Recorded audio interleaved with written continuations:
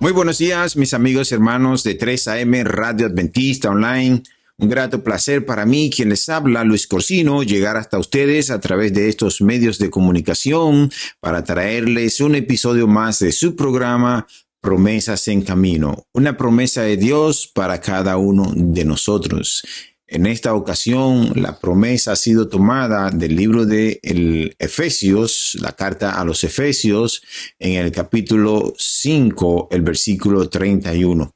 Allí dice la palabra de Dios lo siguiente: por esto dejará el hombre a su padre y a su madre, y se unirá a su mujer, y los dos serán una sola carne. Muchas veces nosotros tratamos de entender qué quiso decir el Señor al principio cuando un hombre y una mujer se unan en un santo matrimonio, en una relación santa, como Él la estableció al principio, y ser una sola persona. Pero aquí hay varias cosas en esta promesa, porque la promesa es que ambos serían una sola persona.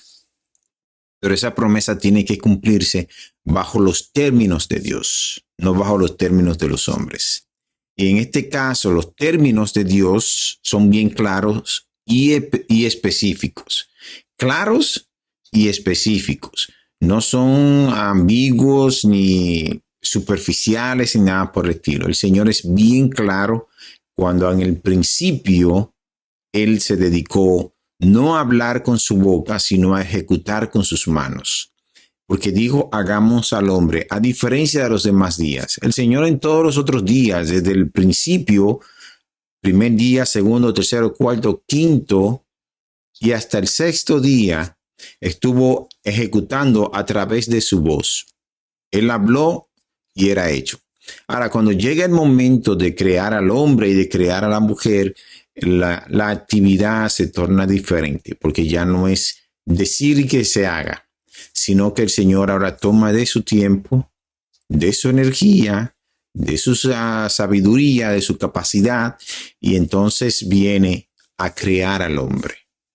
Viene a la tierra, toma del polvo de la tierra, hace barro con él, hace un muñeco con él, le da forma a todos los órganos, a todas las cosas que él quiere que lleve un hombre y que lleve una mujer, y cómo los diseña de maneras diferentes, pero complementarios. Y por eso dice, hagamos al hombre a nuestra imagen conforme a nuestra semejanza. Y eso es importante que nosotros podamos entenderlo. Aunque nosotros no somos dioses, tenemos la imagen de Dios, la sombra de Dios. Representamos a Dios en muchas formas, no solo en la forma física, porque no creo que Dios tenga una forma física. Dios es espíritu y Él busca gente que le adoran en espíritu y en verdad.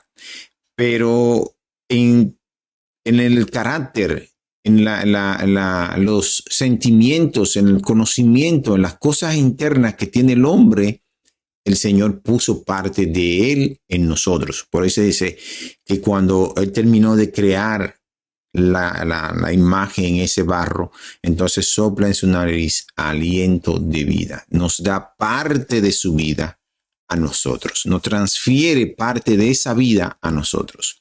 Y hace a la mujer estructuralmente, físicamente, biológicamente y anatómicamente muy diferente a la del hombre. Completamente diferentes, parecidos, pero diferentes en todos los sentidos. Somos humanos, tenemos 2 pies, 2 ojos, una boca, una nariz, 2 oídos, la cabeza, las manos, dedos. Aparentemente somos iguales, pero tenemos muchas características que nos diferencian de una mujer, a nosotros los hombres. Entonces, el mandato del Señor fue que el hombre iba a tener que dejar a su padre y a su madre y unirse a su mujer para entonces ser una sola carne. El acto de unirse, un hombre y una mujer, es en el coito. No solo en la relación, vamos a decir, contractual de ir a un juez civil y unirse en matrimonio. porque no creo que todavía los dos sean una sola carne. Sí tienen el compromiso, pero no son una sola carne.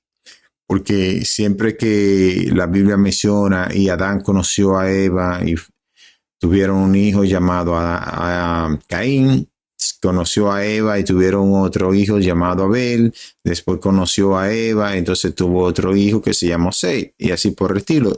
Dice la Biblia que tuvo hijos e hijas. Pero el acto de conocer a una persona es el acto íntimo de la relación marital, donde ambos de una manera divina, pudiéramos decirlo así, es el acto sexual, es un acto divino, se complementan el uno con el otro, y entonces cuando surge un nuevo ser, entonces ya no es él, ya no es ella, ahora es uno en esa criatura. De esa manera lo visualizo. De esa manera yo visualizo ese mandato del Señor de se unirá al hombre a su mujer y serán los dos una sola carne. No solamente porque ambos deben ya pensar igual, deben tener objetivos en común, luchar por lo mismo, en muchos sentidos son una sola persona. Pero cuando se complementan en el acto sexual y tienen procreación, o sea, tienen hijos, entonces llegan a ser una sola persona en ese momento.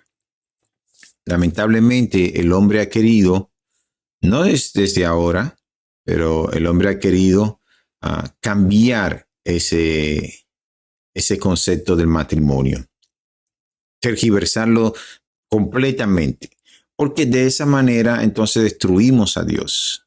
Si el matrimonio no es regido por Dios, no es una creación de Dios, no es un establecimiento de Dios, sino que es una construcción social, pues entonces Dios desaparece. Así de simple, mis hermanos. Si al final llegamos a la conclusión que la orientación sexual y el matrimonio como tal son construcciones sociales que dependen más bien de cómo yo me sienta, cómo yo me vea y de lo que el ambiente que me rodea me lleve a hacer, entonces en ese mismo momento Dios, el concepto Dios desaparece. Por eso es que los adventistas del séptimo día defienden tanto el matrimonio y el sábado, porque son dos de las instituciones más antiguas y las que representan mejor a Dios. Esas dos instituciones. Cuando uno desaparezca, la otra desaparece. Y si desaparecen, desaparece Dios. No hay Dios, no existe Dios.